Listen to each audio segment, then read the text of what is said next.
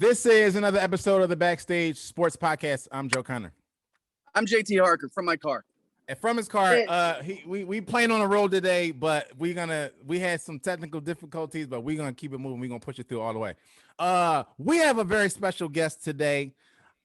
He is an entrepreneur. He is an all-star, in-demand celebrity barber. He has cut not only many from around the city of Philadelphia, my hometown, but also from around the country. He was just cutting on the set of a movie, if I'm not mistaken, which we can get into later. So that's awesome. But he's also a philanthropist. He's been doing amazing things in the community in Philly, giving young kids the gift of trade and skill with his haircutting boot camp. So that's amazing as well. And most importantly, he is my future brother-in-law, for those of you who do not know. Straight up the top rope. Jamal Davis, welcome to the show, bro. How you doing? Oh, man. Thank you so much, and I'm doing great. Thanks, future brother-in-law, current brother. You know what I mean? Shout out to John down there in the car, man. I see you. I appreciate you guys inviting me on here. And I'm excited to be a part of this dialogue, man.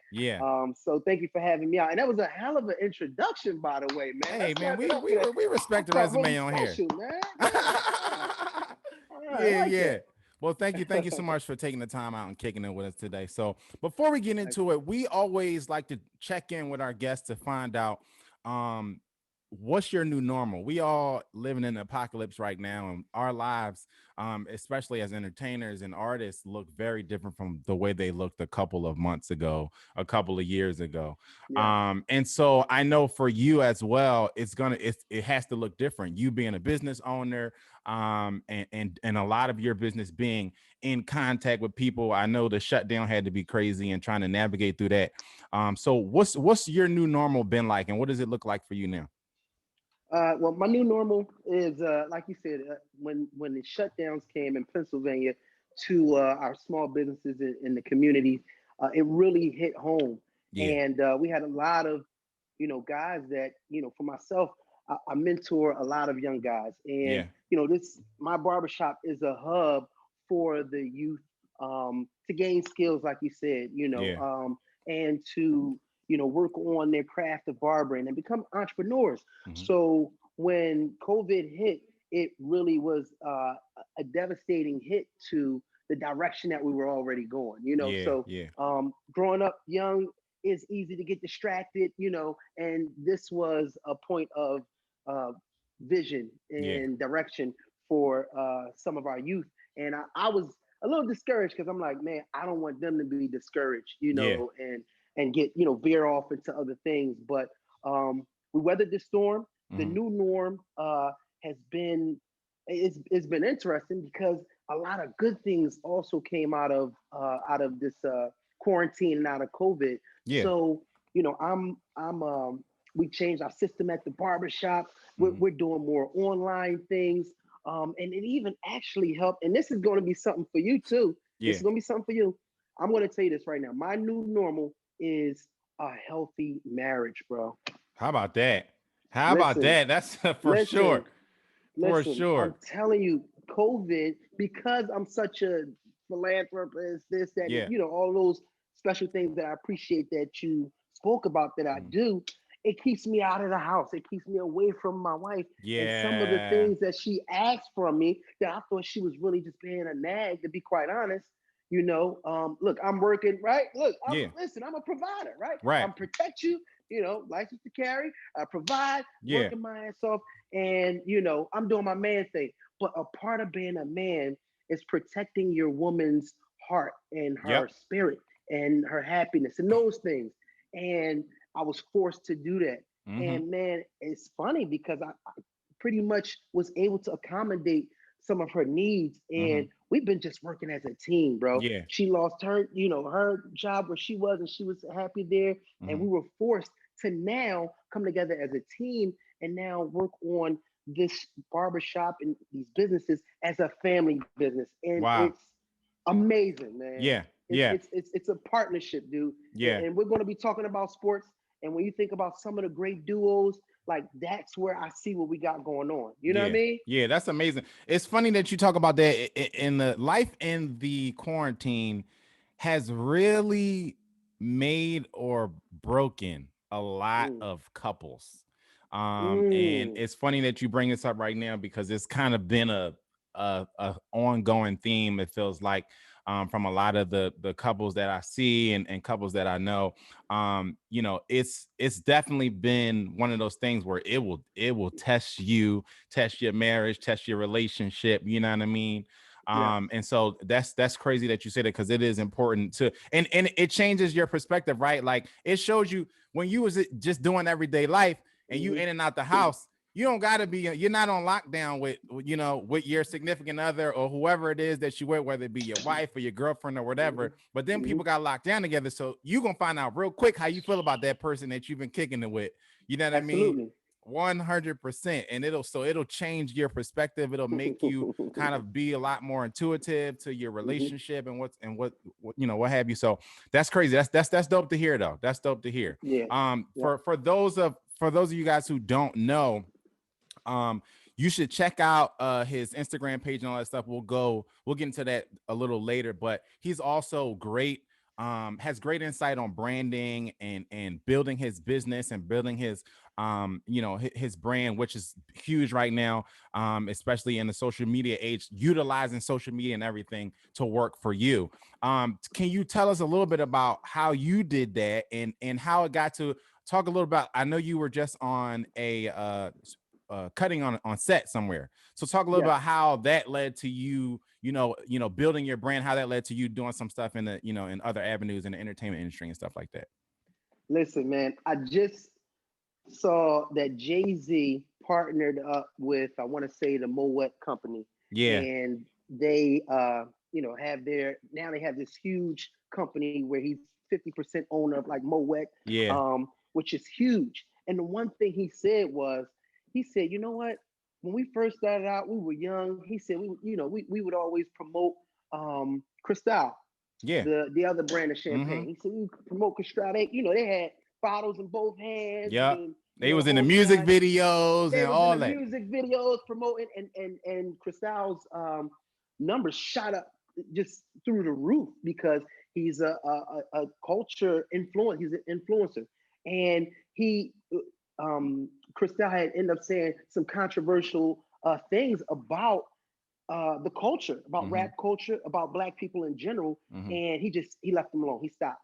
He stopped messing with Cristal, and then they went into creating their own champagne, right? Ace of Spade, whatever the case may be. And it was interesting because he said, you know what, we was just happy with just having some Cristal bottles. We would have been cool just with, free stuff. Free stuff, whatever the case may be. So I think that with me, wanting to do other things at times, coming in the industry with other brands and things of that nature, being interested in that, and then saying, you know what, man, like I could just do it myself. You know what I mean? Like, and instead of like asking or waiting or, for somebody to accept my greatness, I'm just going to be great. You know what I'm saying? Right. So that's where I think a lot of these things came from. And of course, support from my team, support from my dad, support from my godmom, support from, family, things like that.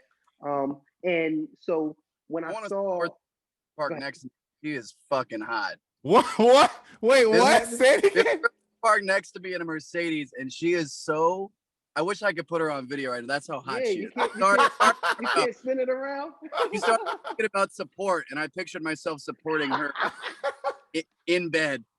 Yeah. Sorry. Continue. No. Listen, this won't be right. If you can't take that camera off and just pan. Yeah, straight up. Like, Hey, listen, we got one. It's for the crowd. Man, the audience. Yeah. You know what I mean? Man, can I speak on what you were just saying? Because you really me with something here, and this is something I think we're seeing a big change in. But when you just talked about Cristal and how they came out, which is so ridiculous to me, to publicly come out and diss people who are really. I mean, Chris, I didn't even know about Cristal before it was in hip hop. Right. I don't think anybody did. Nobody did. I'm sure plenty of people did that weren't part, because it was probably like just a high-end brand. I don't know, but maybe. You know what it was like though, and it's happened plenty of times. But remember when Tommy Hilfiger came out and said, and it's like, it's so short-sighted because he's known, I mean, Jay-Z's even talked about him in a positive light, but he's known as being kind of a visionary. But some of the guys that are visionaries, they come out and they say something because they feel that their brand and their company is getting bigger than the culture. It's seen in a different light that they don't want. But what you realize is the reality, even at the time we knew this, but we definitely know it in hindsight, hip hop was just tying on to shit that was dope. Yeah. You know, hip hop's tying on to something, let it happen. Everything's cyclical anyway, right? Hilfiger was never going to be the hottest thing around forever. It was going to do that. And then potentially, if he's lucky, come back and do it again, and probably in a different culture or whatever. But it's ridiculous. And I hope we're seeing change in this because now what we're seeing, it partially because of that and partially because of social media, you have more access. But now you're seeing Jay-Z come out with his own. People come out with all their own stuff. So big artists, they don't even need your endorsement anymore. No. Why Conor McGregor, why is he going to endorse Jack Daniels or Jameson? Because he can. Anyway.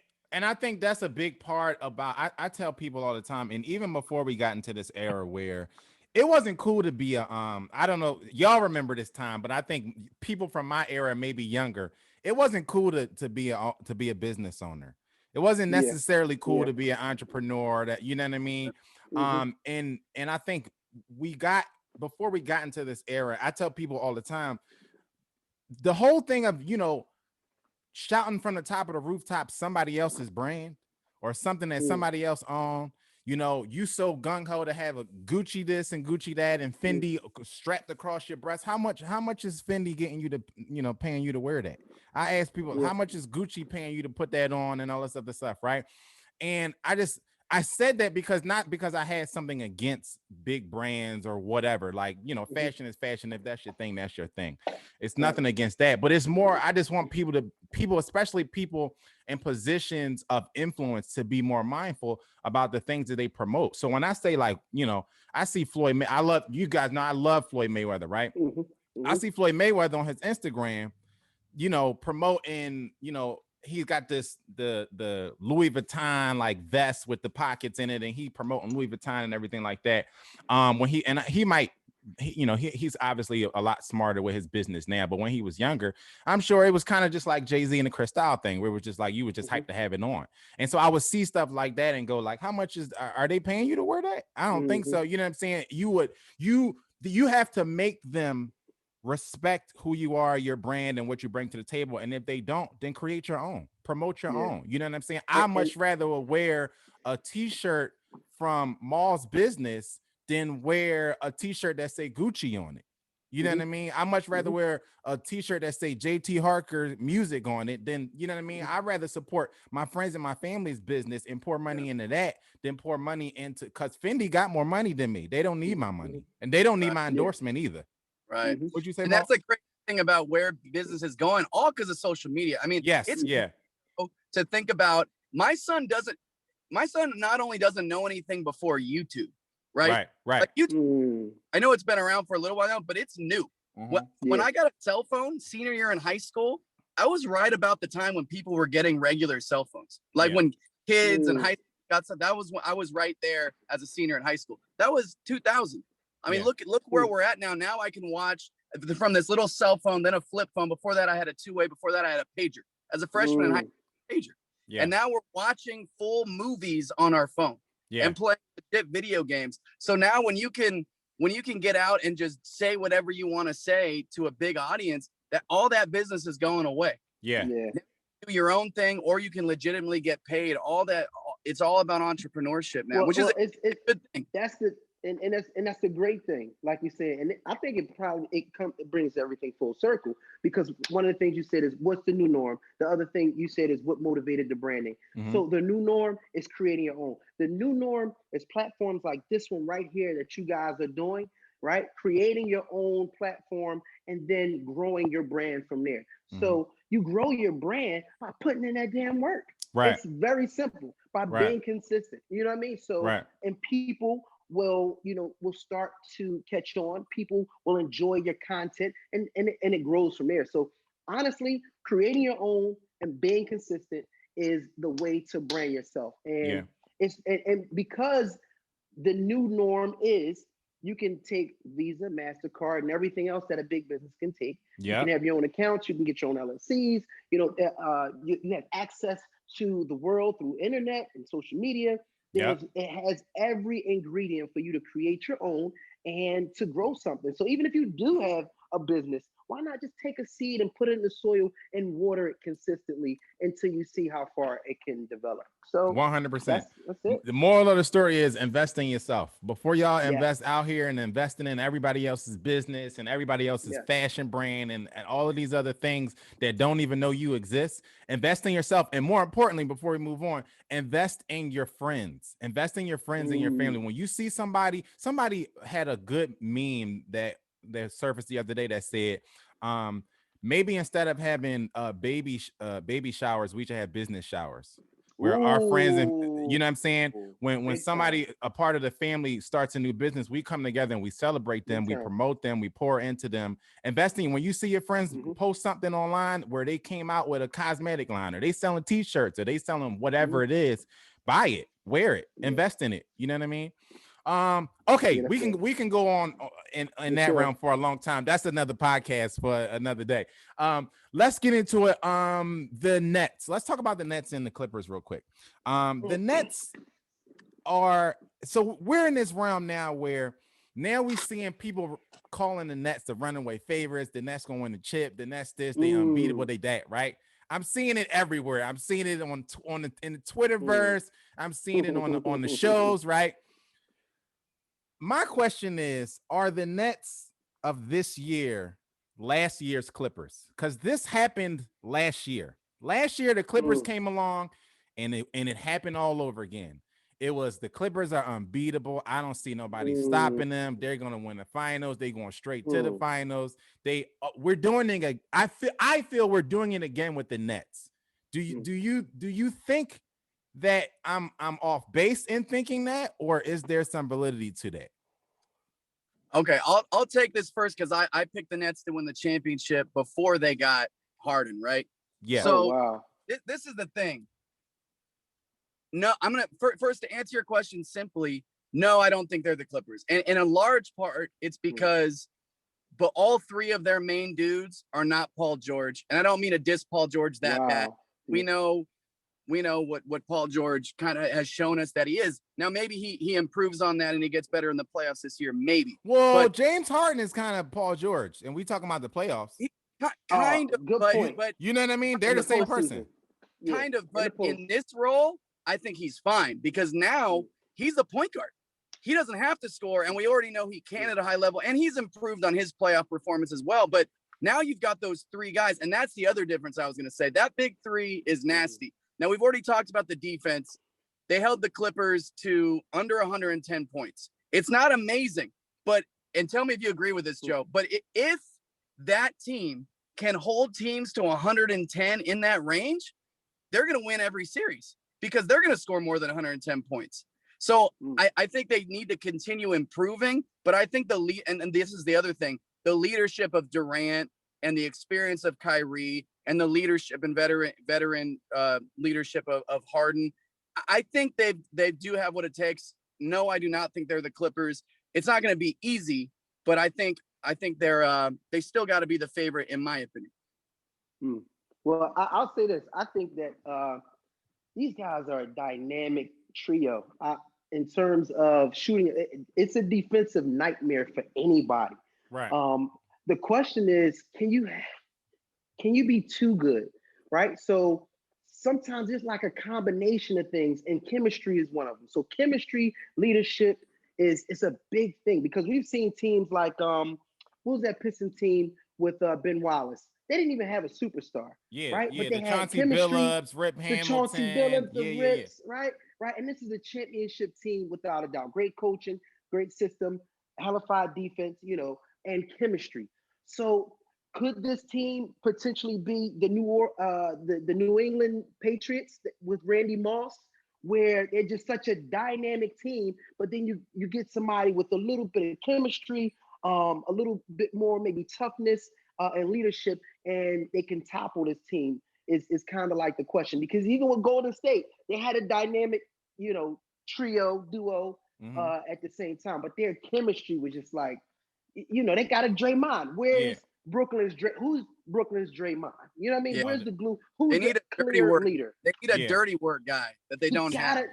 You know what I mean? Yeah, I think that's why I think we are making I think people in the media and a lot of the fans, I think, that are kind of been gung ho to jump on this next train. I think it's the Clippers. I think that we're doing it again, right?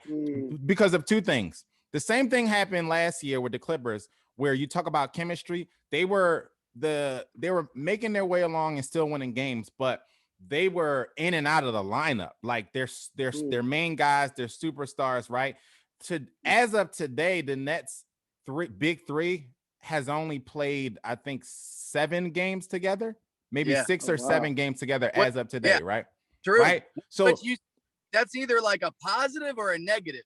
Is it like it's a negative? So I'm comparing it to the Clippers as a negative, because the Clippers did the same thing, where they were in and out of the lineup all season long, and nobody thought it was a problem because they were winning games, right? And so people immediately thought it was a positive. Look how that was another thing that attributed to everybody running away with the Clippers, right? It was, look how they look without Kawhi in the lineup. Look how they look without Lou Will in the lineup. Look how they look. Paul George was out for 6 games and 10 games. And everybody thought it was great because they were still beating teams. And then they got to the bubble and what happens when you get into playoff basketball, right? Your rotation shrinks, right? And so you're mainly focusing on your main guys, right? Your main guys are playing heavy minutes, right?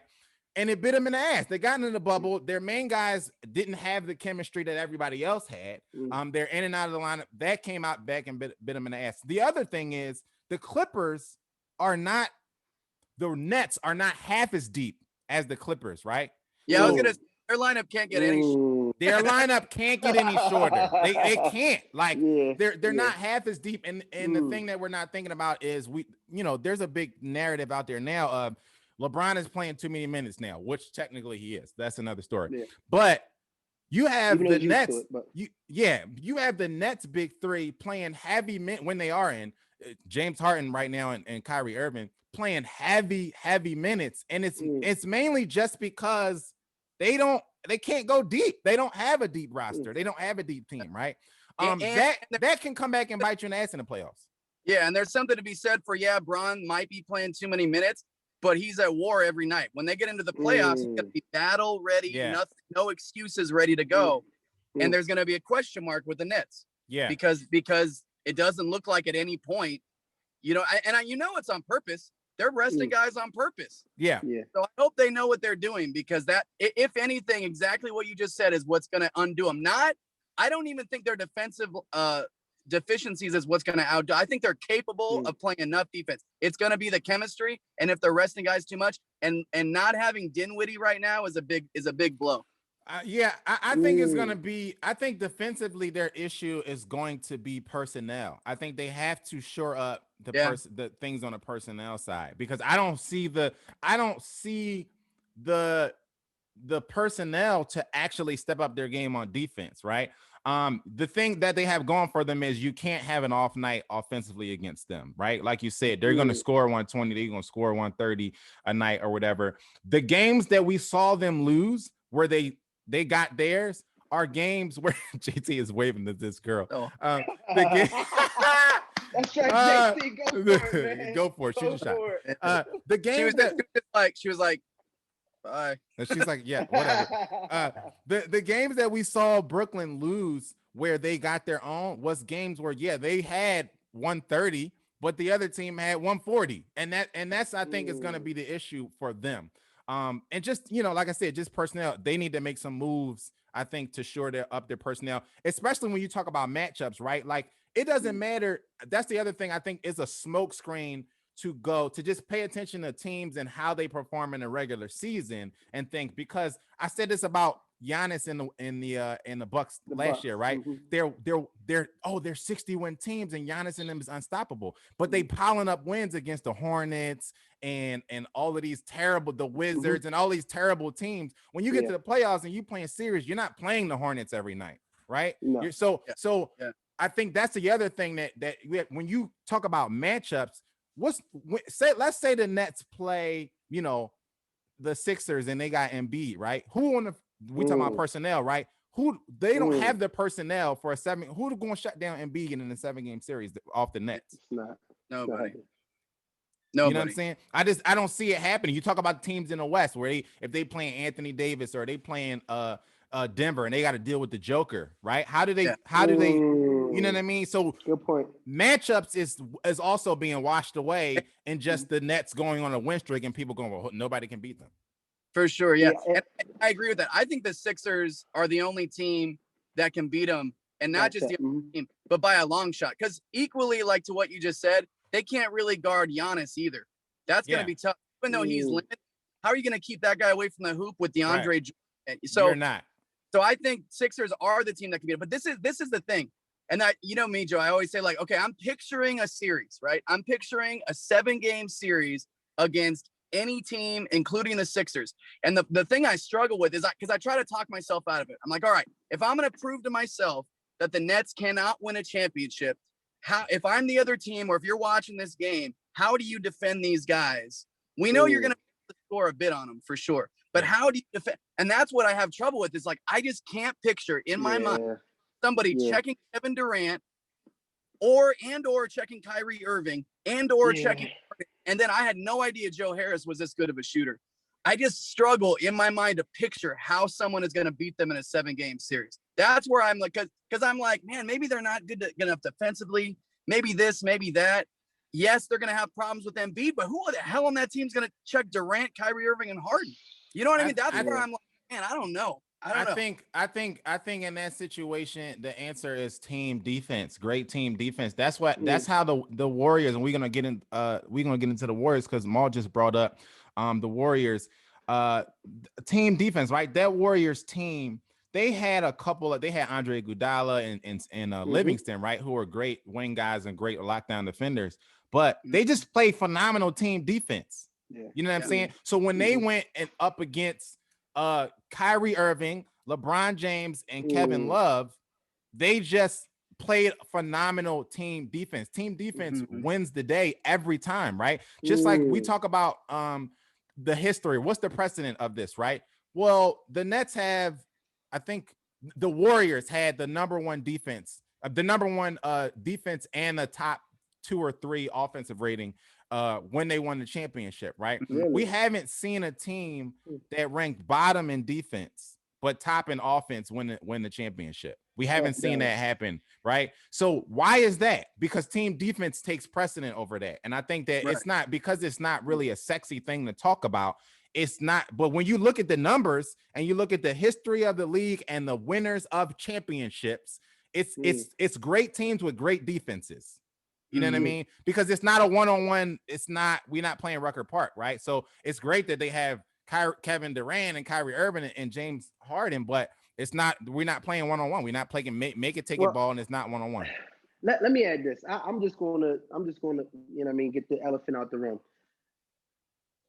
They're going to, if they lose, one of the contributing factors is going to be the psychological piece. You don't have a clear leader, right. And then you have 3 guys with severe emotional situations, trauma. Man. You know what I mean? Like, whenever you're coming to the court and you're lighting sage around the perimeter, it's something. Dude, can I add to what you just said real quick? Come on, talk. What you just said is, I thought about this the other day. So Kyrie is lighting sage and sprinkling it around the court. Well, Kevin Durant on his 7th other Twitter account, burner account. Yes, from his burner account. About the snapping back at people. And then literally James Harden is coming in looking like the black castaway, right? The castaway. I mean, he looks like he's sitting somewhere smoking J's and just like meditating on the beach in Venice, California. That's what he looks like, right? He does. And those 3 guys are your big 3. He does. Right. He does. That's hilarious. That's hilarious. So they were talking about the big three Nets, and I guess this was in an interview with LeBron after one of the games, and they said this is unprecedented talent that we've never seen in the league before. And LeBron said, "Well, hold on, like you forgot about the Warriors? You forgot about those Warriors teams?" And so it started this debate of which big three was better, the Warriors, the Durant, Curry, Thompson, Warrior big three versus this Harden, Durant, and Kyrie big three. That's a good dude. That's a great question, because I saw a meme about this the other day, and I was thinking about that. I'm gonna say we don't know yet, obviously. Yeah. But the Warriors team, they was a great big three, but they also were surrounded by other talent. It was a big three with the ultimate role player in Draymond Green. You know what I mean? It's like big ultimate role player, great supporting cast, whereas this big three doesn't have as much help. But that big three with Durant, Steph, and Clay is almost big four. Yeah, but the problem with big threes a lot of the time is that, like we saw with Dwayne Wade and LeBron, is just that figuring out how you're going to distribute the ball and who the fit that he was talking about, the fit, the chemistry. Exactly. And Chris Bosh, who Kevin Love, we've seen the same thing. The third guy usually, if not always, has trouble being the third guy because he's not used to being the third guy. He's used to being the first guy. So now you've got the third guy who should be the steady hand, he's struggling up and down. So it's a thing. The thing with that big three that the Warriors had, it was like the perfect big three you could have, because all three of them love to move the ball, love to make the extra pass, and they were arguably the three best shooters in the NBA. Yes. Right? And not only that, people don't realize they're legit off the dribble shooters, mostly Steph and Durant, and then legit spot up shooters. And people don't realize the difference all the time, and they don't know that it's a big difference. Steph can shoot off the run and, spotting up just as good as he shoots with the ball in his hand. Yeah. Clay, more of a spot up guy at 6'8", 6'9", shoot over anybody. And then Durant can do whatever he wants. It was just ultimate chemistry. So I'll give the edge. I'll give the edge. Gotta go Golden State. I'm agreeing with you on this one. Golden State, again, the chemistry was key, man. Yeah. When you talk about the selflessness in that team, again, adding that Draymond Green in there, and if we're talking about the team that had, so before Durant even came, they won the most regular season games in NBA history. This is before Kevin Durant. Okay. And then adding this guy in, having a selfless team, and then getting him to work within that orbit, to win a championship, you gotta give the edge to Golden State. That's my take on it. For sure. Yeah, it's Golden State. And you know why else? Obviously, Kevin Durant's a wash because he's on both big threes. But Klay Thompson is 5 times the defender that Harden or Kyrie Irving is. Yeah. Right. So that adds a whole nother dynamic. He's all defensive NBA. Let me tell you, I'm going to tell you why Kevin Durant's not a wash. Because this Kevin Durant is a Kevin Durant that's coming off an Achilles tear injury. That's true. Who we still haven't seen if he can hold up. He's out right now. As we're talking about this very subject, he's missing games, right? So you have a Kevin Durant who you're not sure how he's going to respond in the long run. By the time we get to the end of the season, even with it being a shortened season, by the time the way that they're playing games now and the way that the schedule is and the COVID protocols and everything, all the players say that it adds another level of hurdles that you have to get through, right? So we have to see how his body responds, especially when you in the playoffs and you playing every other night and everything like that. That's another thing. But for me, I'm agreeing with y'all. It's the Warriors to me. It's the Warriors big three because of fit and chemistry, like we talked about. I just watched a game where Kyrie at the end of the game was coming down the court and just jacking, like just pulling up shots, right?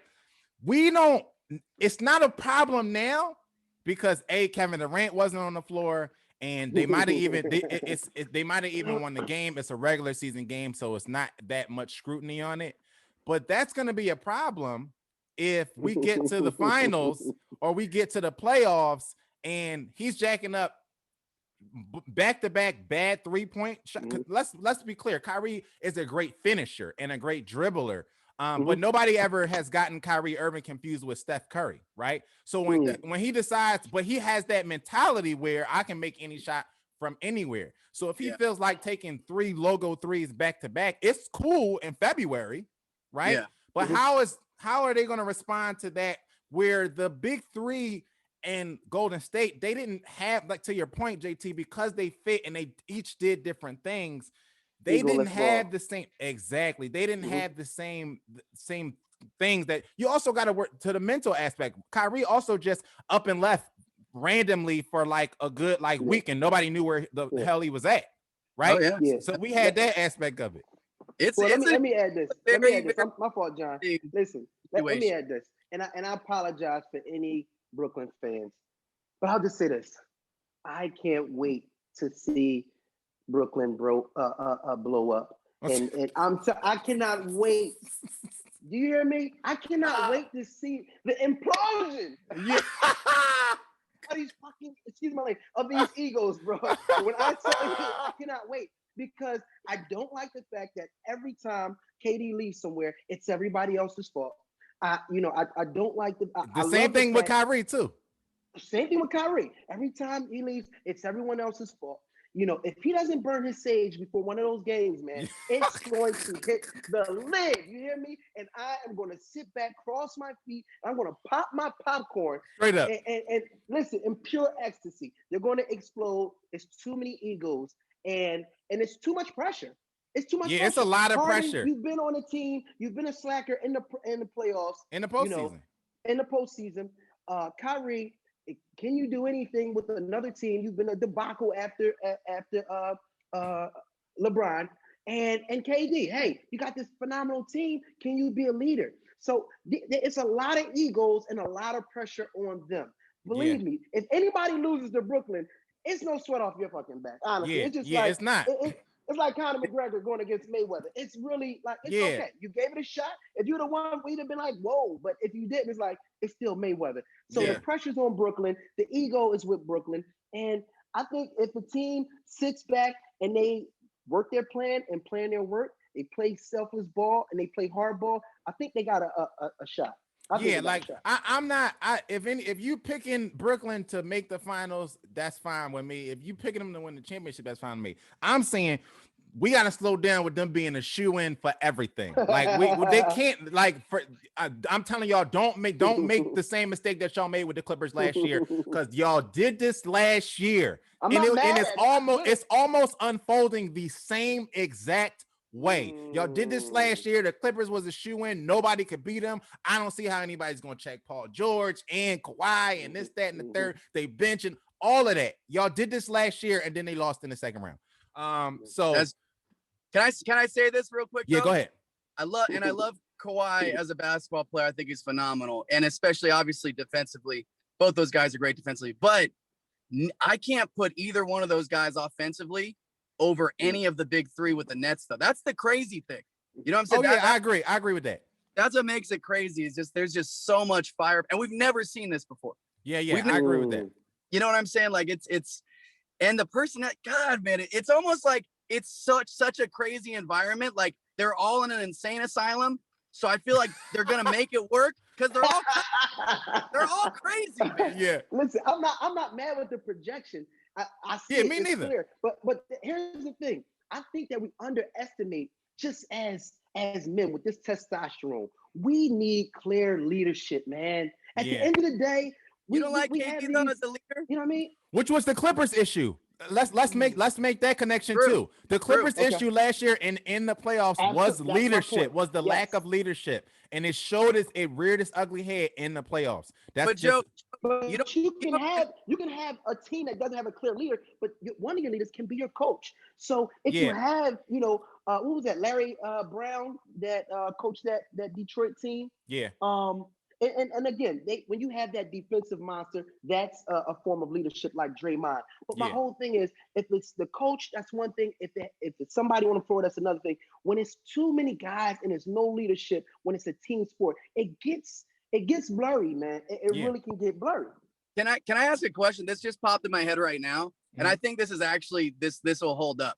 Even even when the Cavs won with Tyronn Lue, because of all the coaching problems they had before, I think this is going to hold up.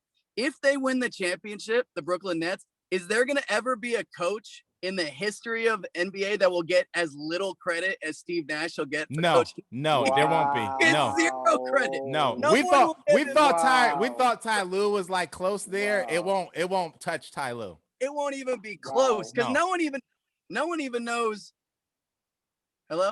Yeah. Yeah, Sorry. we got you. No one even knows he's there right now. Yeah. Wow. Yeah, no one even knows who the coach of the Nets is. Yeah. You're right. And that's not to even say he might be doing a phenomenal job. Mm-hmm. He might be doing. No one's gonna notice. No. Yeah, it's hard. It's gonna be hard to contribute that to him. So, okay. So the official AllStar starters came out this past week. Let's check out the list here. So here it is. Okay. So for the West, you have Luka, Steph Curry, LeBron, the Joker, and Kawhi. And then for the East, Kyrie, Bradley Beal, Kevin Durant, and Giannis. Are there any snubs that scream out to you? For me, I'm just going to throw it out right now. I think Dame, I don't know why people do not want to give Dame the respect that he deserves.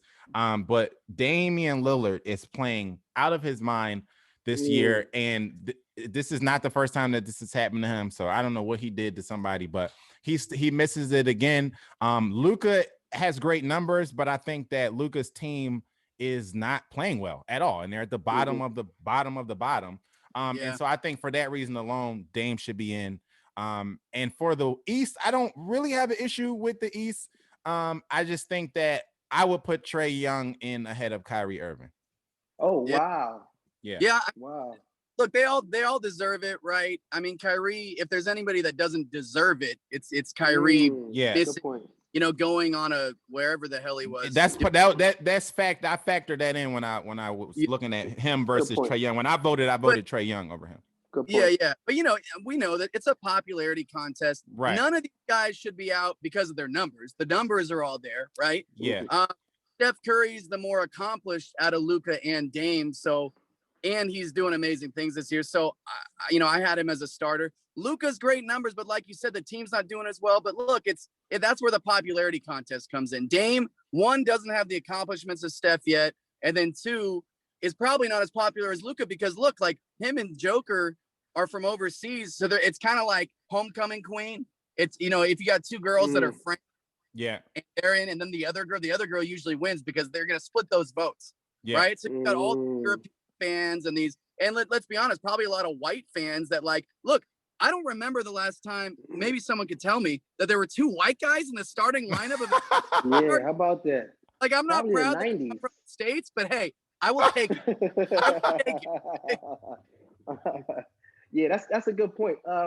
With the lineup, I mean, I probably would make the same change. Like, I think Dame, man, he's just playing lights out, man. Like, every night, bro. And they winning every night, and they're winning, and they win. They in the 5th seed in the West. They in the 5th seed.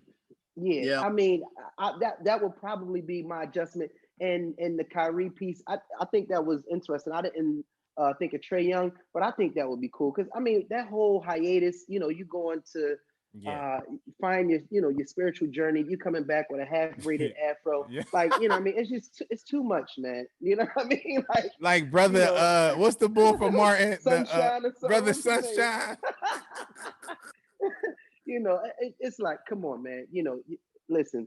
Yeah. I think that I mean, of course, it's a popularity thing. And I want to say the fans have a lot to do with that too. So yeah, they do. It is what it is, but it's going to definitely be entertaining. But that East side looks a little crazy for it to be an East Coast team. With Embiid and Giannis. Oh yeah. Hopefully KD plays. Hopefully he's backing up to play because that's gonna be dope. Yo, Joe, let me bring this up real quick because I saw this as rumor the other day that there's a little bit of talk going on about Chris Middleton with Brooke Lopez coming over to the Warriors, and they'd be dumping Wiseman, Oubre. What? I think also Wiggins and like some picks.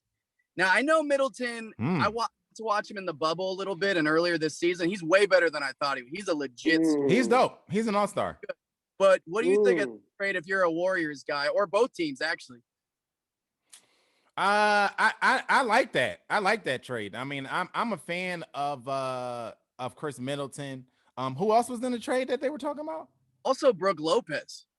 Chris Middleton, Brook Lopez. So Warriors, it's I don't know. I mean, they need a Brook Lopez over there. I like that trade. I would do it.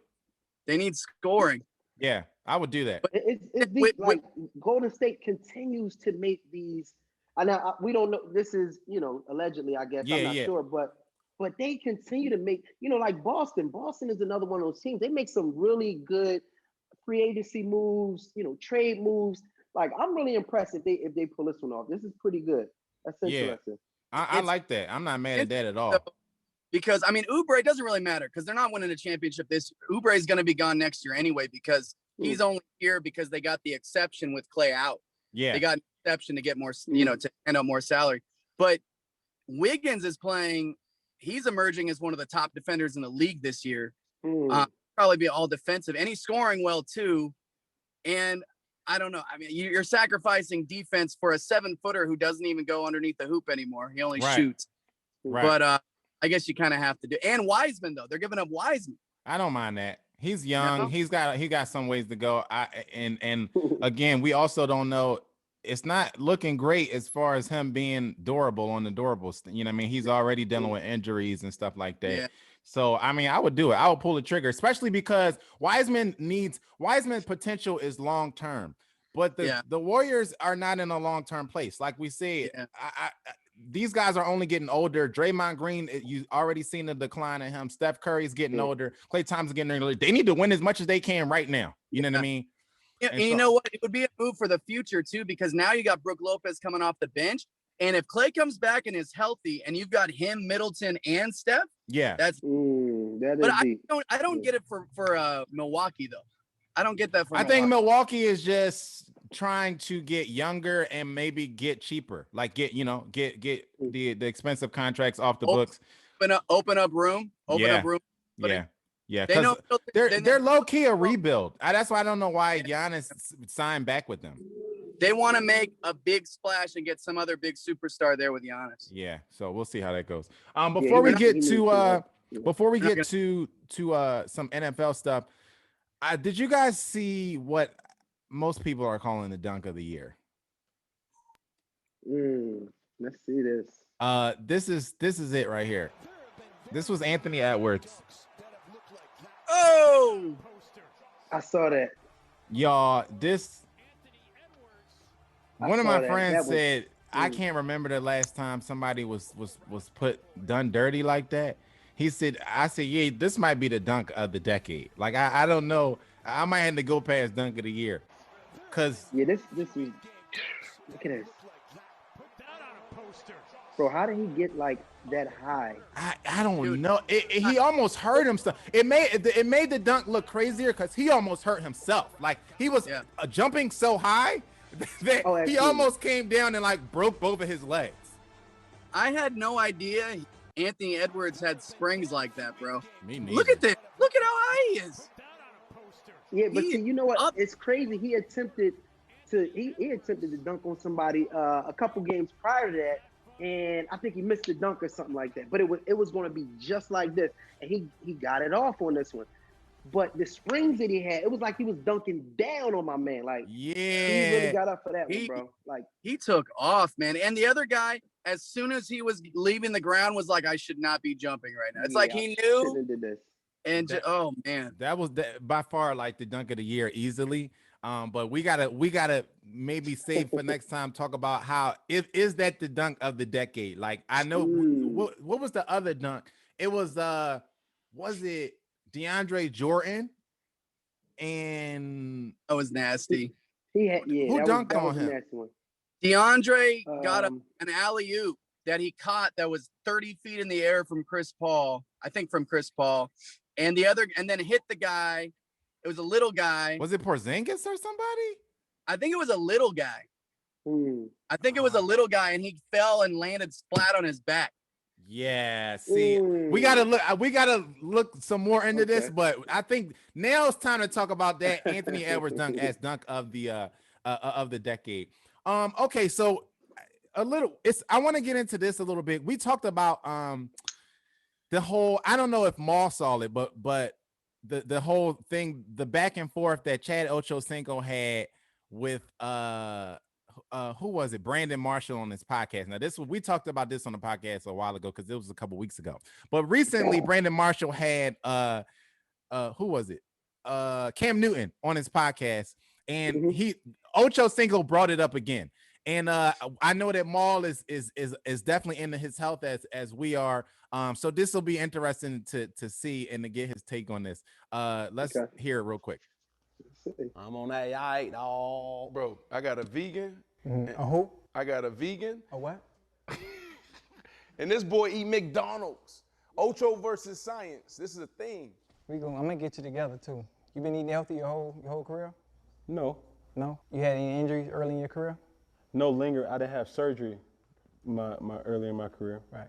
I mean, were the injuries early in your career, were they hampering where you weren't able to function and produce? I know where you're going, bro. Talk to me. I know where you're going. Talk to me. Just talk to me now. We be here. Don't even pay the cameras no mind. Me and you, this barbershop talk. I know. Okay. But I'm saying, I know where you're going. Okay, well, I think I need you this upcoming season to change your diet. Go back to eating honey buns, Twinkies, McDonald's. I'm gonna tell you why I can't do that. Why? Because if I did that, then I will be 280. No, you wouldn't. Yes, I would. Listen, if you need me to come live with you, I'll come stay with you and make sure you don't gain no weight. Because I work out like a madman. You know what his diet is? I know McDonald's is 80% of it. 85%, that's a better number. Swear. Yeah, ain't nothing changed. That's why I look like this. Right now, I'm 230 right now, you can't even tell. Your genetics and my genetics are two different genetics. He don't understand that. That's what I was trying to tell him. Whoa. We ain't finna do that genetic bullshit. That's what we doing. So a little background. They had a heated argument on the podcast a couple weeks ago, and Ocho basically was saying Brandon Marshall, like, you're brainwashed. You're brainwashed to think that if you eat healthy, you know what I'm saying, it helps you and it helps you perform. And he said, you've been hurt half your career and I haven't. And I've eaten McDonald's. McDonald's is 80% of my regimen. And what's your take on that? I can talk about what I think about it, but what's your take on that, Maul? All right, so you're saying that I just want to get some frame of reference. Yeah. Chad Ochocinco is the unhealthy eater. He eats McDonald's and he says his stance is I can eat whatever I want. You know what I'm saying? He eats McDonald's and like you heard him go back to eating honey buns and all this other stuff, right? He eats trash for most of his diet, but he feels like it's cool because he works out. So he feels like if you working out right, you can eat whatever you want to and it won't matter and it won't affect you. And he feels like him eating the way he ate kept him on the field. Like he feels like y'all eating like rabbits and y'all vegans and stuff like that. And y'all been hurt, but I haven't been hurt. And all I've been eating is honey buns and McDonald's. I got the answer for that. Here's the thing. So I've done the transformation in terms of completely getting disciplined to work out and change my body. Mm-hmm. And I didn't change my diet.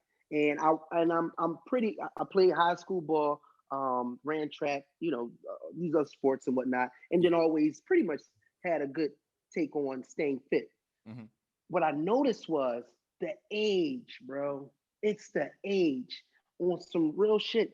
Excuse my language, but the age makes it a lot different for you to be able to get yourself in tune. So prior to me being 30 plus, man, I could eat McDonald's 80% of the time. I would go run 4 miles. I do 100 push-ups, 80 crunches, and I'm right back on the mat with a little cocoa butter oil on my body, and I can flex. I can give you a good, you know what I mean? Yeah. But when I tell you, when I tried my transformation, I done did half marathons, all of that. When I tried my transformation, the more recently, and I didn't change my diet, I didn't get the results. As soon as I changed my diet, I looked like I was that same age when I could change everything. So at the end of the day, not only is it an issue in terms of your physical, but what happens is that lapse in discipline, it plays a part in other parts of your life. Yes. So being that disciplined mentally does something for you. You know what I mean? Yeah. So it's not just a physical thing, and it is a physical thing at the same time. Yeah. So I disagree with that. You gotta incorporate the diet. You gotta go hard. You gotta be disciplined. You gotta go ninja mode. Yeah. Just like that. I agree with everything he just said, but this is the other thing. First of all, and I may be off a little bit with my timeline, Chad Ochocinco was a really good player, and then he wasn't. So this is like low key. This is low key Greg Oden telling you the best diet to have the strongest. You know what I mean? No.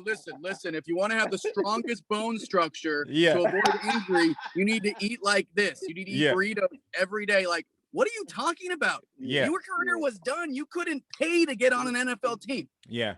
After being one of the top receivers in the league, Brandon Marshall, to my knowledge, played a lot longer than Chad Ochocinco. And he Cam did. But Chad, now they brought that up in the argument in the last in the one that the video that we talked about before. But Chad's response to that was, well, I only didn't play as long as you did because of some off the field stuff. It was domestic violence and all. No, dude, listen to me. Antonio Brown won a Super Bowl this year. He did. You didn't play because you weren't any good. You were done. You were washed up. Yeah, because production and tolerance, right? Absolutely. Right. So I would my response to Chad would be, even with your off the field issues, if your production was great, their tolerance for you would have been great. Absolutely. So if you was killing it, you could have. And we know that this has happened before. We don't condone it, but you could have beat a woman to half her death, and some team would have waited a little bit and then put you back on the roster. Because that's the reality of it. They don't care. Absolutely. Listen, crack the code. You ready for this? Ready for this? How many vegans have domestic disputes? Right. Maybe it's what the hell that you're eating. Maybe you're psychologically getting thrown off by these honey buns. You have too much sugar. You can't keep a job. Thrown off by the honey buns. I saw one. You can't keep a job because your mentality, and the honey bun is contributing. I saw him on. It was the NFL. What is the when they do the NFL and they go like behind the scenes? They have a TV show. You know what I'm talking about. I know what you're talking about. I don't know. I can't remember the name of it. All right, so either way, he was without a job, and he was trying to get on the Dolphins. They were giving him a shot to work out, right? And he wasn't on the team, whatever the case may be. This guy, Hard knocks. He acted a complete fool, and he didn't have the wherewithal to say, you know what? They don't need me. They're giving me a shot. And I have a thin rope because I have a history of being a clown and overdoing things. This guy completely was tone deaf. He went in there, showed his behind, put his feet up on the the coach's table, was doing these silly antics, and he got fired again. And that happens. My children, they act completely absurd when they have an excessive amount of sugar and bad eating. I'm telling you. So psychologically, bro, again, if you were eating that carrot, if you were eating cabbage and all that other roughage, I'm pretty sure you probably would have calmed down your demeanor, and you would have been a little more humble, and you would have kept a job. Not just because you have a six-pack, but because you have the right mentality to be a professional. Well, also the term brain food is not slang. It's a real thing. Like, there is scientific evidence that connects certain foods to certain neurons or whatever in your brain that has you firing off much better, has you sharper, has you much more focused. So that's another thing too. Like, the diet is a big part of it, right? Like, I tell people all the time, like, if I want to, and when I get closer to the wedding, I tell my friends, like, you're gonna see my diet change it, because I know what I need to do, right? And when I really need to do it, I just do it. And a big part of it is diet, right? I said, because I work out 5 days a week right now, right? The only reason why I don't look like Kimbo Slice is because I'm not on that diet regimen right now, right? So it's not terrible, but it's not great. I know I can do better. And so when I need to get into that next level of fitness, I know it's in the diet. It's as soon as I change my diet, I'll see it happen like that. I did it before. That's the worst part about it. Is 100%. My older son Kai, I mean, get this, Jamal. He's 14 years old, freshman in high school. He's can't remember how tall he is. Probably 5'1", 5'2" right now, maybe 5'3". My little one is 9, going on 10 next month. They wear the same size underwear. My older one is so skinny. He is so skinny. That's just genetic. He eats whatever the hell he wants. His mom doesn't give a fuck about diet. He eats whatever he wants. Skinny, got some abs going on, good looking kid, does not matter. My little one, he just lost 5 pounds in 6 days because I had to fix his diet again. Yeah. He doesn't eat that bad. Like, it's not like atrocious eating. Yeah. It's just if it's a little too much of this, a little too much of that. He eats well, and he's always in sports. We're always he's lifting weights already. We're doing circuits. Like, I'm kicking this kid's ass. If the diet's on point, doesn't lose a pound. Yep. And that's a 9-year-old boy. Yep. His metabolism is not going to be much faster. That's a great point. The next 9 years. So genetics have so much to do with that, man. Chad Ochocinco, look, we know he was a phenomenal athlete at one point, but he probably out-disciplined himself of the NFL. Yeah. Because the Patriots, it wasn't his ability. They said he wasn't learning the playbook. Yeah. Remember? Wow. The playbook. They talked about that on this episode too. And we can shut this down right here. Let's just ask Ochocinco what kind of gas he puts in his Lamborghini. How about that? Because you're not putting regular in. You're not putting regular in it. It's the same thing, man. It's the same thing. You're not putting regular in it. Dude, when I'm not on point with my diet, I don't just see it on I feel it. You feel it. Yeah. Too many carbs. You're tired. Carbs, Yeah. Sugar, I 100% feel it, and I hate it. Yeah. 100% true.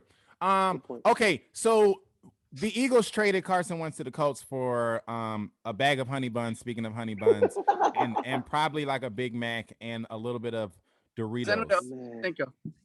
Yeah. So, what was your take on this trade? The actual haul was a 3rd round pick and a conditional 2nd round pick. 3rd round. I thought that this was ridiculous. Okay, I thought the trade was ridiculous. I thought they might as well have just released him and just let him go. I just felt like, although I was a component of getting rid of Carson, I was ready to move on from Carson.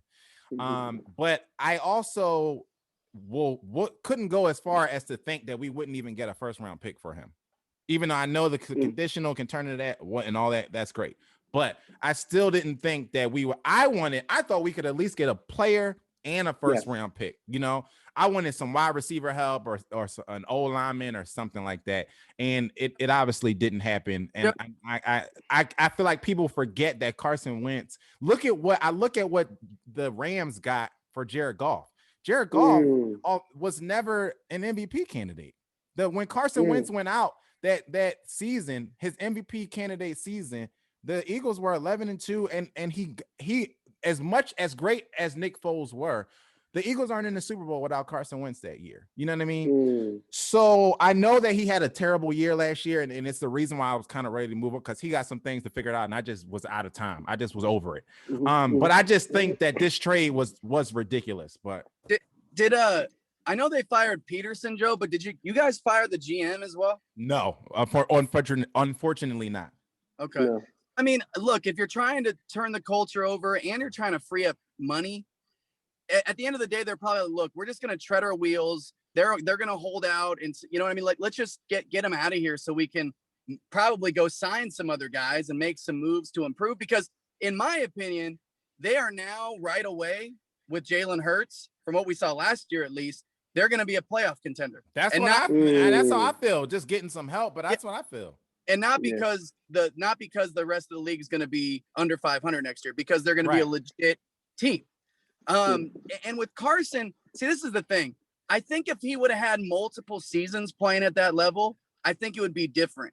But being that he did it for 1 year and then has really never been the same, I think a lot of teams are going, look, we're taking a big risk, because like we talk about all the time, RG3, Sam Bradford, a lot of these guys come storm the league for a season, maybe a season and a half.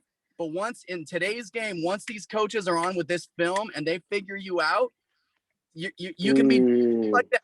As easy as that, you can just be done. I think he's good, But I think other than being in his own head, I think other teams are like, we've kind of figured this dude out. They've put him in check, as opposed to a Tom Brady who's a million years old, but there's on him too, and you know how to slow him down, but he's still able to produce. Yeah. It's just there's certain guys that are going to be able to do it no matter what, and there's certain guys that just won't. Yeah. Well, I think that that's a great point. It's certain guys that'll be able to do it, and it's certain guys that just won't. And I always felt that he was a guy that just wouldn't. I'm sorry. I felt that he was a guy from the very start that just wouldn't complete the task. And we had so much faith in potential. Potential is a very dangerous word, bro. Right. Because at the end of the day, you haven't lived up to it yet. So we're doing all these things to baby this quarterback, to make sure that he's being accommodated. When we had Nick Foles, that fucking took down Goliath, in a shootout, and he scored from catching the ball, fucking throwing the ball. I think he ran it in, and he might have kicked the field goal. And you mean to tell me, right? And you mean to tell me that you just let him go, and you're saying, hey, no, but this other guy has potential. But you didn't realize that, going back to chemistry, the team didn't play the same with the guy. It just was what it was. No. They rallied around Nick Foles like nobody's business for whatever reason. So, the fact that they held on to him long enough for people to question his value, although I think that he does have talent. That's not, you can't question the kid's talent. But the reality of it wasn't a match. It wasn't a fit. And he may actually do great with the Colts. But I mean, do what you got to do. Did you think that the offer from the Colts was adequate? Were you cool with the picks, the third pick and then the second round pick? No, the reason why I had an issue with that is that if we would have been given the opportunity to do a trade earlier on, we could have did this trade his third year, man. Right. We could have did this trade. We could have did this trade a lot longer ago, and the signs were there, but they were going off of this tricky word called potential, and it took his value down. And so now you get a third pick for this guy, and he's talented. He doesn't even deserve. It's not even right. Like, come on. Yeah. A third pick for this guy. Yeah. It almost hurt him that Peterson kept giving him the chance, or whoever kept giving him the opportunity. Because if you would have shut him down earlier, his stock would be higher. Because then they'd be like, look, bad situation, bad season. He's got a lot more teams interested, including probably my Niners. But because it went on, and then he got worse. He got worse. And worse and worse, and then you're like, this guy just sucks. Like, it's the intangible too. The intangibles there. You talk about leadership that we talked about earlier. You know what I'm saying? There were rumors that came out that he wasn't a good leader in the locker room. His players weren't, the way that the players responded, to the leadership of Nick Foles was apparently very different from how they responded to Carson Wentz. And then you never heard guys come out and try to correct anybody in the press when they said Carson Wentz's leadership was bad and the locker room was behind him. Like, you didn't hear anybody come out and try to dispute that. Listen, the way the NFL contracts are structured now, you have a window. Like the Niners, as an example, they have a window. They've got a lot of talent. They've got this window where if you don't have the right quarterback, because they're not going to have the same defense they had 2 seasons ago. That was like one of the great defenses in the last day. Right. And the Rams the same way. The Rams lost that window when they lost to the Patriots. Okay, now we're not going to have Sue. Now we're not going to have this defense anymore. So now, if you don't have a quarterback that can not lose you games like Goff or Garoppolo, but actually has to win you games, you're not going to get over the hump. So like, that's why, look, if you can't get anything better, Garoppolo is your quarterback. Goff is your quarterback. But if you have somebody that will at least come in and do as good, and like Stafford can come in and actually win you some games, you got to at least try it, if for no other reason other than a bridge, because the Rams aren't going to have this talent forever. The Niners aren't going to have this talent forever. A lot of talent. There's windows, you know? My other issue, I think, right now is the Eagles not knowing what they are doing. Like it seems like we're just another dumpster fire. Adam Schefter is reporting that the Eagles are allegedly thinking about taking another quarterback at 6 in the draft. I heard. Which I think is asinine. I'm starting to get that feeling that I had when we would always get close to no cigar. We were riding it high, man. Once we got that championship, we got this energy, we got this vibe that we could be unstoppable. We were, we were like an instant yearly contender. And now I'm starting to feel us fall into the slump. We're like at the bottom of the NFC, and we have the worst conference, and then we have the worst record in the worst conference, or we had a tie. Yeah. You know what I mean? We had but played for the tie. We played for the tie, which was a Doug Peterson issue. It was crazy. The quarterback thing, I think this. If there's somebody that you legitimately think at 6 that can be what you want him to be, like Justin Herbert was like the 3rd or 4th pick. Like, look, he's the best. There's no telling me he's not the best quarterback drafted last year. He's incredible. So these guys here, this is the mock draft. This is the mock draft that everybody has different ones. This is from The Athletic, but they have I heard a while ago that there was a chance that Devontae Smith, the Heisman winner Devontae Smith, would be there at 6. And I heard a couple months ago that the Eagles were eyeing Devontae Smith and that he would be a real possibility for us at 6, which apparently is still, this is a mock draft, so it's still in play. But now it seems like they have moved Devontae up. They have Trevor Lawrence going 1, Zach Wilson, QB from BYU, going 2, Devontae Smith they have going to Miami at 3, the Falcons taking Justin Fields, and then Chase, Jamar Chase going to LSU at 5. But out of the quarterbacks that we've heard of, they're going to go early. Like, everybody knows that Trevor Lawrence is going to go early and Justin Fields is going to go early, and Jamar Chase, I've been hearing rumblings of him definitely going early. Justin Fields and Zach Williams. I've been hearing rumblings of him going early. So it's just like, what quarterback are we taking at 6? Why would we do we just shipped the quarterback out of here so we can allegedly, I thought, so we can give Jalen Hurts a fresh start. And then you need O-line help. You need wide receiver help. Why would we take a quarterback? It just doesn't make sense. Like, we don't know what we're doing, and it's pissing me off. Yeah, if you've got, look, if they love this guy, Trey Lance, and they think he's the next Justin Herbert, then I get it. But if you don't, if you just like him, you need other help. If you need offensive line help, you're not giving your young quarterback a chance. Right. Yeah.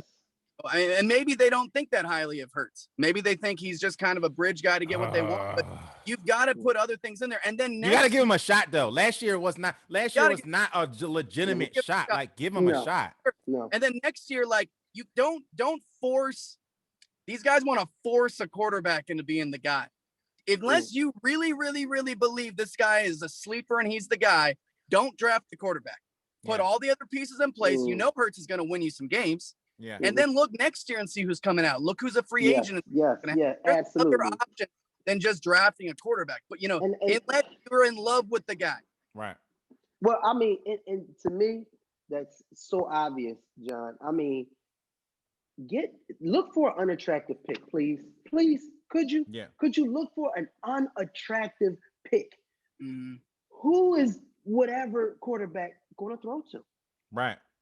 Who's going to block for him? Right. Like, let's go with that O-line pick, man. Give this guy, Jalen Hurts, an opportunity. You picked him high last year. You already had what was he, 3rd round last year? Jalen? Yeah. I think so. He was like 3rd round. You got a 3rd round quarterback last year. Let's put the meat and potatoes. This is football. At the end of the day, if you don't have anybody blocking for you, I don't give a damn how. Oh no, they took Jalen high. They took him right. Took him high. I think he went round. Yeah. 1st round.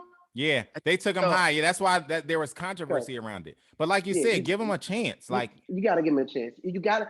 And if Devontae Smith is there, get Devontae Smith. I'm tired of us passing on these all-pro wide receivers. It got to end. Receivers that they picked last year, it was ridiculous, man. Who was that? Ruggs, Sergs, or something. Yeah, right? I can't remember, but Like, that's the come on, man. problem. We can't It even wasn't. remember these guys. The problem is it wasn't memorable. Let's get out of here on this on these rapid fire joints. The Panthers insider reports that the team is willing to give up first round picks and Christian McCaffrey to get Deshaun Watson over to the Panthers. That seems like a move. Like I'm not mad at that, but wow, to give up Christian McCaffrey for it. I know. He was ready to shake him quick. What was that about? I mean, look, Christian McCaffrey's amazing, but he's a running back. He's a dynamic back who missed a bunch of last year, right? Yeah. And then missed again. Because he was on my fantasy team, so I felt this viscerally. Like he missed, he came back, and then he missed the rest of the season again. Like if you're the Panthers, if you're anybody outside of maybe 5 or 6 teams, and you have the chance to get Deshaun Watson, you go get it. Yeah, I'm not mad at it. He's the dark horse. He's the dark horse best quarterback in the league that there is. He's incredible. Yeah. Like the Niners, if you can get Deshaun Watson, you give up a fuck ton to get him. You just have to, because it's the most important position in sports. Yeah. Other than maybe a big arm in baseball on the pitching mound, other than maybe a dominant pitcher, when really you need multiple of those, because one guy isn't going to win you a World Series. Right. If you have one of those guys, he can do a Super Bowl. Yeah, it makes sense. Good point. Yeah. It makes sense. Also, CMC can't win you. He can win you a lot of games, but he can't win you no Super Bowl by himself. Absolutely. And he's been doing a lot by himself, and it's just like, unless you're gonna get him a quarterback, then you need. He's the only value that you guys have. Yeah, it's the new NFL. We know running backs have a shelf life, and they use him a lot. It's worth it. Deshaun Watson is more needed than Christian McCaffrey. Yep. Tiger Woods is hospitalized after being pulled from a car crash that just happened. Really? Apparently, he went right into surgery, but the injuries are not life-threatening from everything that I've seen. Like he just, has some physical damage, but apparently he's going to be okay. It was a one-car accident. It was a one-car accident. So he's been in a lot of, he had a drama with one car before where it was like. I have an ex-girlfriend who's been in multiple one-car accidents. Well, I'm sorry. 2 cars, but the other car was parked. Yeah. This is true. Shams is reporting that the Rockets are preparing to part ways with DeMarcus Cousins. They might have dropped him actually today, as well as PJ Tucker. The Lakers and the Nets were rumored to be top suitors for those guys. I don't think, because of how bad and nasty it got in Houston before James left, I don't see DeMarcus Cousins going to the Nets. And I think the Lakers need to make a serious push to get him. I also heard rumors that they weren't interested in bringing DeMarcus Cousins back, but they need front court help, especially with Anthony Davis out. So I don't get why I'm hoping that they need it. They need that. Even him just coming and playing a couple solid 15, 20 minutes would make a big difference in the Lakers front court right now. Also, PJ Tucker, like, why not go after PJ Tucker? I mean, if it has to be a trade, then. Yeah, they need some help offensively. He doesn't bring a lot of defensively, but he's a big body. Yeah, he can score at a high level still. I mean, him and Marc Gasol are similar. I would even say Marc Gasol at this point, being that they both lack some of the mobility they used to have. Marc Gasol's probably better. Yeah. But why add a big body when you're lacking size? Yeah. Right? Like that mismatch, if he's healthy come playoff time, is going to come in handy when you got a guy who cannot guard him. Yeah. And you can absolutely D at the 4 and put Boogie at the 5 and no one can guard Boogie.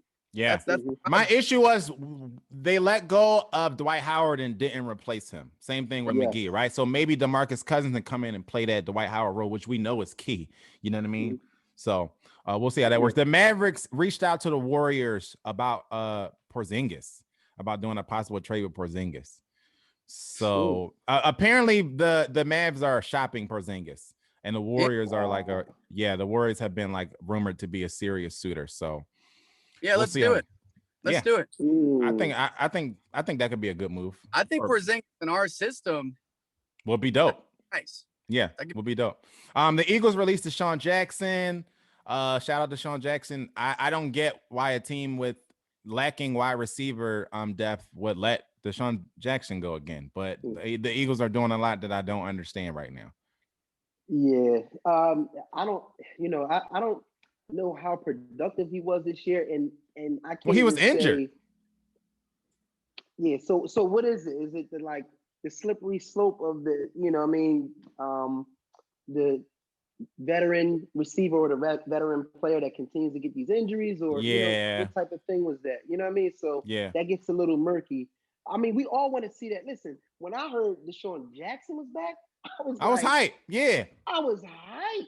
And then the first play of the first game, they throw up, you know what I mean? Yeah. 60-yarder or something like that. Boom. You see that the jet speed, and then it just drops off. So, does he really have it anymore? It's probably the question. He probably has a good 4 touchdowns in a season, but how many of those, games is he healthy? So I don't know. Yeah, I mean, I get it. The best ability is availability, and he has not been available in the past couple of years. So. He's an undersized receiver that relied on his speed. Once Tyreek Hill starts losing those wheels a bit, all of a sudden now he's just a 5'10" receiver. Yeah. So I get it, but it just seems weird when they can't be paying him that much money and they need receiver help. Yeah. So I don't know. Yeah.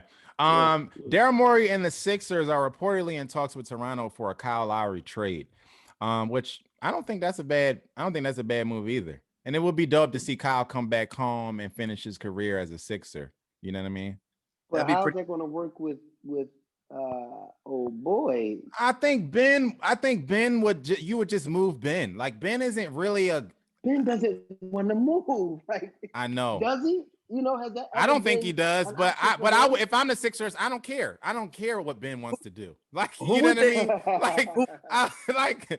Because Ben is the one of the most overrated players in the league, I think, to me. This is a personal thing. I just think he's hella overrated. I think what me and JT talked about this before he came into the league. I didn't get it. And then I see it now. I see he's been in the league and still hasn't developed a jump shot or been able to do anything past 10, 15 feet. If I'm going to get Kyle Lowry and I compare Kyle Lowry with Joel Embiid and that team, and it gives you depth with Ben, move Ben or play them together, figure it out. I don't really care if I hurt Ben's feelings.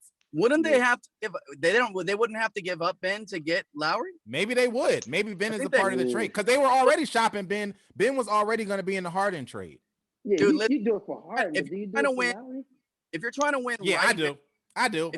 If you're trying to win right now, I would do that trade if I was a Sixers straight up, and people would laugh at him. No way you can trade Ben Simmons straight up. I would do it straight up. Yes, you can. I would pack his bags. Because Ben Simmons is never going to be even a halfway decent shooter. Kyle Lowry is a phenomenal shooter.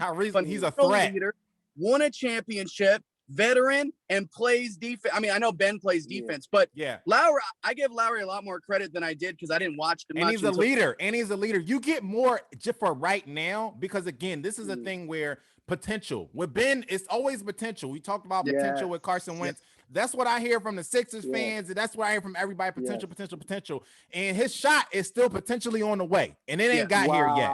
So if I'm trying to win right now, I got Joel Embiid who's healthy. Who's to know if Joel Embiid is going to be healthy next year? You know what I'm saying? Or even in this year's playoffs, right? So I bring in somebody who I know fits well with Joel Embiid, who I know is an offensive threat. Who I know can run the offense. I know can bring leadership to a team that needs leadership. I would definitely do that trade like yesterday. I'll say this. I didn't know how good Kyle Lowry was. I don't know if it was because Kyle Lowry underrated to me. I didn't see him play because he was in Toronto. I think it was the Toronto thing. But, bro, what you know what I mean? One of my young guys was like, no, Kyle Lowry is real deal. First of all, he has an attitude of he's a damager, bro. Yep. He is going to continue to chip off. He's a chippy ball player. Yeah.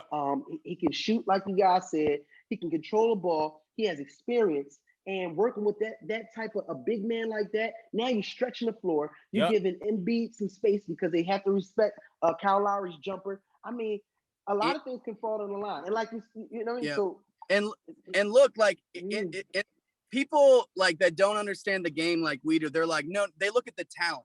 They look at the talent. They look at the size. In a vacuum, yeah. Like, look, Kyle Lowry was getting ripped apart by everybody for his play in the playoffs. Everybody. 89 to 95% of players that take that kind of heat, they never really rebound. Especially guys like who they were like, look, he's a good player, but he's not very big. He's not very quick. Like, he was lacking all these things. And what does he do? He came back and he performed and hit big clutch shots. He hit big shots. Some of this shit you can't teach, man. Some of this shit that these guys have appeared that they either have or they develop over through failure. Yes. Yeah. Intangibles. People underestimate that so much, man. And that's I call somebody like Tom Brady the GOAT. It's not just physically; he's always been limited. Oh yeah. Some guys react like this to failure, and some guys never quite get over it. Kyle got over. He's who you want to win a championship.